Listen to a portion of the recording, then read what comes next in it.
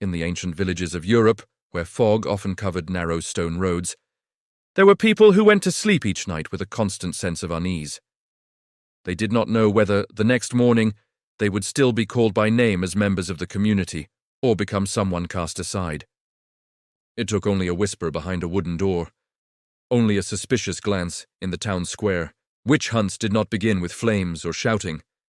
They began with silent fear, quiet, but spreading faster than any disease. From the 15th to the 17th century, Europe lived through a time of deep instability. Disease took the lives of millions. Failed harvests made hunger a familiar reality. Prolonged wars caused faith in the future to slowly collapse. Many people died, but humanity did not understand why suffering came, nor how to stop it. When science was not yet capable of explaining the world, people were forced to seek other explanations. And within those explanations, fear played a central role. In a society filled with anxiety, every disaster required a clear cause. If nature or fate could not be blamed, people would search for a more visible target. And the figure of the witch became a perfect answer. Not because they truly possessed supernatural power, but because they were different. This could be a woman living alone on the edge of the village. Someone knowledgeable about herbs, familiar with traditional healing methods. Or simply a person who did not follow established social norms. Difference, in the eyes of a frightened community, became a sign of hidden danger. These individuals were believed to carry darkness, to be the unseen cause behind disease, crop failure, and misfortune that could not be explained. But the truth is that most of them were ordinary people. They became targets, not because of what they did, but because society needed a scapegoat to calm collective fear. Witch hunts were not random outbreaks of violence. Behind them was a convergence of multiple layers of power. Some extremist religious figures believed that nurturing fear strengthened faith and maintained order. Some local authorities realized that removing those labeled as abnormal allowed them to control communities more effectively, while also gaining material benefits and influence. However, the most frightening factor did not come from those in power, but from the community itself. Neighbors began to distrust one another. Small, everyday conflicts suddenly became evidence. An accusation could arise from envy, fear, or simply the need for self-protection. In that atmosphere, silence itself became a form of guilt. Because if you did not point out a suspicious person, it was very possible that the next day, your own name would be spoken instead. Trials took place in cold stone rooms, where flickering candlelight fell upon tense faces. The questions were not meant to search for truth, but to reinforce a conclusion that had already been decided. No answer was safe. Silence was seen as a sign of suspicion, while explanations only deepened doubt. Many people were forced to admit things they themselves did not understand, simply to bring an end to days of pressure and isolation. By the end of the 16th century, the city of Trier, located along the Moselle River, was considered one of the most peaceful places in Central Europe. Stone-paved streets, ancient churches, and long stretches of vineyards made Trier appear like a still painting. But beneath that calm surface, fear was quietly growing. During those years, the weather became unusually harsh. Rain lasted for long periods, and harvests failed. People whispered among themselves that something was wrong.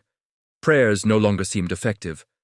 And when no reasonable explanation remained, people began to believe that someone was disrupting the order of the world. At first, only a few names were mentioned. A woman living alone near the forest, a man considered different from others. They were taken in for questioning. Before long, the number of suspected individuals increased rapidly. Accusations spread from one household to another, like an invisible illness. What was frightening in Trier was not that someone was accused, but that no one was immune. The first to disappear were the poor. Then came merchants. Then even people of status. Eventually, those who had once taken part in the trials themselves fell under suspicion. One story recorded in documents of the time tells of a judge in Trier who had signed many decisions condemning others. He began to realize that the collective madness had moved beyond control. But before he could speak out in opposition, his own family was named. His wife was suspected because of unexplained matters. His children were said to carry strange signs. In a short time, a man who once stood on the side of authority became someone isolated from society. Trials followed one after another. Narrow stone rooms, dim candlelight, air so heavy that people believed even the walls were listening. The questions were not meant to uncover truth, but to force the accused to admit something, anything, so that the fear of the crowd could be eased. Within a few years, hundreds of people in Trier vanished from community life. Some families were completely erased. There were streets where, afterward, no one dared to mention the names of those who had once lived there. The once peaceful city became a place where, each evening, people closed their doors more tightly, spoke more quietly, and avoided meeting the eyes of their neighbors. Eventually, the persecution in Trier came to an end, not because the cause of every disaster had been found, but because no one was safe enough to continue making accusations. Fear had consumed those who created it.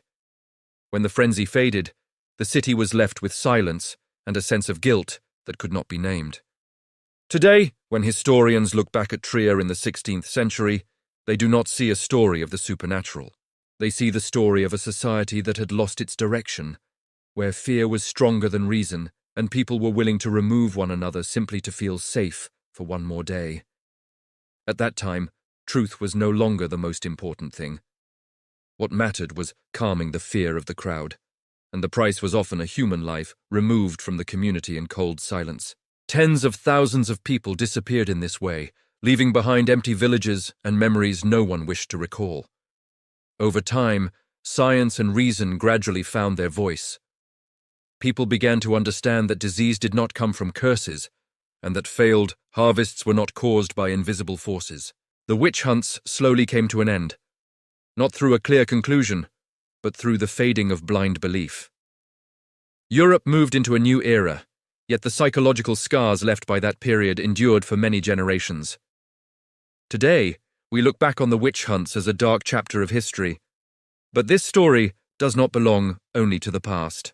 It serves as a reminder that whenever society falls into crisis, people tend to search for a target to blame. The difference is that the stone squares of the past have been replaced by new spaces, and fear, if not restrained by reason, can still lead humanity astray, just as it once did in the fog-covered villages of Europe hundreds of years ago.